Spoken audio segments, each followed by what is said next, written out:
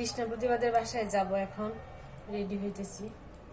ছাদে তো কাপড় দিছিলাম, এইগুলো আনলাম, আয়না কিচ্ছুই শুকায় নাই, শুকাইছে কালকে সকাল দিকে, আবার দিলে শুকায় যাবে। প্যাস্টেলের এই লিপস্টিকটা একটু দিলাম, হালকা একটু দিয়ে নিলাম। আর হচ্ছে এই যে এই 20-30 টাকার চ্যাপস্টিকটা একটু লাগাই নিব।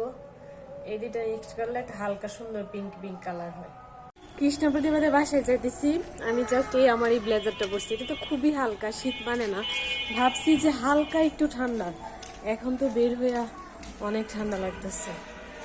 মানে ঘরের ভিতর আসলে বোঝা যায় না, বাইরে বের হইলে বোঝা যায়। ওরা হচ্ছে এই মাসেই চলে যাবে, ওরা সম্ভবত টাঙ্গাইল যাবে।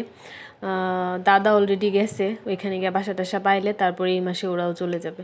যার জন্য আর কি একটু গেলাম, সময় কাটাইলাম, বৌদির সাথে অনেকক্ষণ গল্প টল্প করলাম, কৃষ্ণা প্রতিমের সাথে গল্প করলাম। বৌদির সাথেই মেইনলি আজকে অনেকক্ষণ গল্প করছি। আজকে কৃষ্ণা একদম চুপচাপ ছিল, অত কথা টথা বলে নাই আর কি, একটু একটু বলছে। আজকে সে চুপচাপ ছিল, তাকে চুপচাপ থাকলে মানায় না, তাকে হচ্ছে যে চঞ্চলতাটাই মানায় বেশি।